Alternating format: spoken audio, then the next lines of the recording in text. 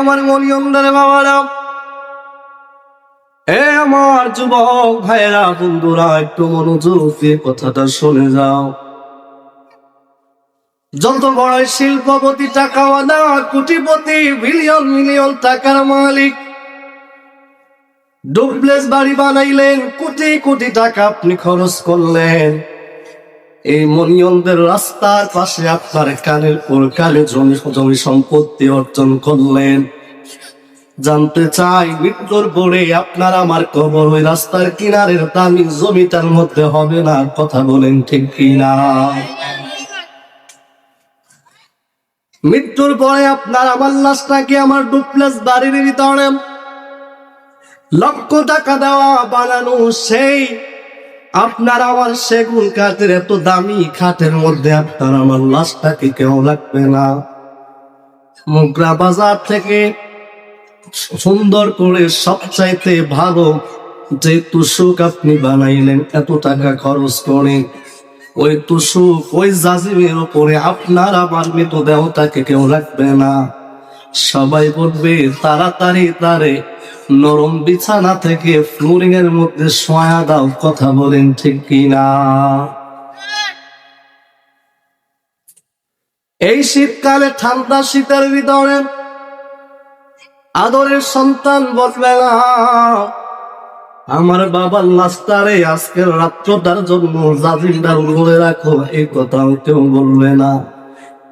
বাবা, কেন এত ভরায়, কেন এত অহংকার, কেন এত তোমার ক্ষমতার গরম? একটু চোখটারে বন্ধ করে দেখো, অন্ধকার ছাড়া আর কিছু দেখা যায় না। কথা বলেন ঠিক কিনা? রাস্তাঘাটে, বাড়ি ঘরে, দোকানপাটি সময় নষ্ট না করে এই জন্য বলি, মনিয়ন্দ মতো কর আজকের জান্নাতের বাগানে বসে যান।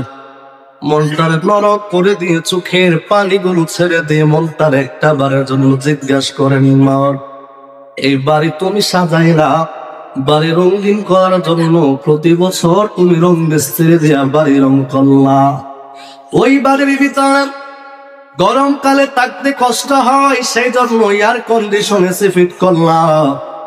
মন কারেন্ট চলে গেলে একটা মুহূর্তে থাকতে পারো না, ছটফট করো। এই জন্য বিকল্প ব্যবস্থা আইপিএস এর ব্যবস্থা তুমি করে নিলা। কিন্তু তোমার আবার মৃত্যুর পরে এমন একটা ঘরের মধ্যে তোমাকে আমাকে দেওয়া হবে, যেই ঘরে এয়ার এসির কোনো ব্যবস্থা নাই, এয়ার কন্ডিশনের কোনো ব্যবস্থা নাই, যেই ঘরে কারেন্টের ব্যবস্থা নাই, যেই ঘরে বাতির কোনো ব্যবস্থা নাই, ফ্যানের কোনো ব্যবস্থা নাই, যেই ঘরে জাজিম খাটের ব্যবস্থা নাই রে, যেই ঘরে আলো নাই, বাতাস নাই, নাই কিছুই নাই, শুধুমাত্র তোমারে আমারে সাদা কাপড়ের কাপড়টা পরাইয়া, যে কাপড় তুমি আমি নিজের কাপড় নিজে পছন্দ করতে পারবো না, তোমার আমার কাপড় পছন্দ করার জন্য তোমার আমার এলাকার কোন একজন মুরব্বী অথবা তোমার আমার কোন একজন আত্মীয় যাবে, ওই মুখলার বাজার থেকে তরজুর দোকান থেকে কাপড়টা কিনে আনবে। কাপড় কেনার জন্য আখাউড়ার শপিং মলে যাবে না, কাপড় কেনার জন্য ব্রাহ্মণবাড়িয়া সুপার মার্কেটে যাবে না, কাপড় কেনার জন্য ব্রাহ্মণবাড়িয়া নিউ মার্কেটে যাবে না, কাপড় কেনার জন্য কেউ টাকার গুলশান মার্কেটে যাবে না। যার যার এলাকার তরজুর দোকান থেকে কাপড়টা কিনে নিয়ে আসবে। ওই কাপড় দনির জন্য যা, একটা রিক্সার ড্রাইভারের জন্য তা। কথা বলেন ঠিক কিনা রে বাবা? রাস্তার ভিক্ষুকের জন্য যেই কাপড় দেওয়া হবে, যেই কাপড়ের কালার হবে সাদা, ওই মনিয়ন্দ গ্রামের কোটিপতি ব্যক্তি শিল্পপতির কাপড়ের কাপড়টাও কিন্তু সাদা হবে। ঠিক কিনা? না কালারিং দেওয়ার ব্যবস্থা কথা? মনিয়ন্দের মানুষ, আমার মাঙ্গল বাড়ির এলাকার মানুষ, না একটু শখ করে দেয়া লাইন কালারিং কাপড় কিও সারা যাইব নি? এই জন্য বাবা, কাফনের কাপড় কাউকে ব্যতিক্রম দেওয়া যাবে না, সবার কাফনের কাপড় হবে সাদা। কবরস্থানে কবর করার জন্য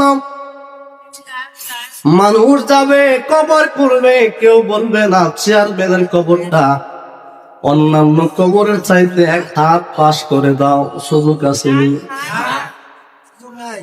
দুই হাত লম্বা করে দাও, সুযোগ আসেনি। হায়,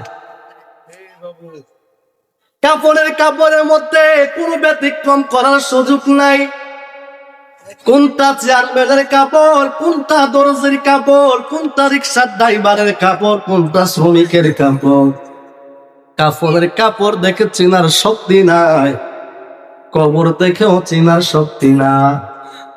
একটা রিক্সার ড্রাইভারের কবর যেমন, একটা টাকাওয়ালা এমপি মন্ত্রীর কবরটাও ঠিক তেমন, চেনার কোনো ব্যতিক্রম, কোনো আলামত নাই। তাইলে বলো দেখি, মানুষ হয়া তুমি আমি এই দুনিয়ার ভিতরে কিসের তো বড়াই, কিসের তো অহংকার?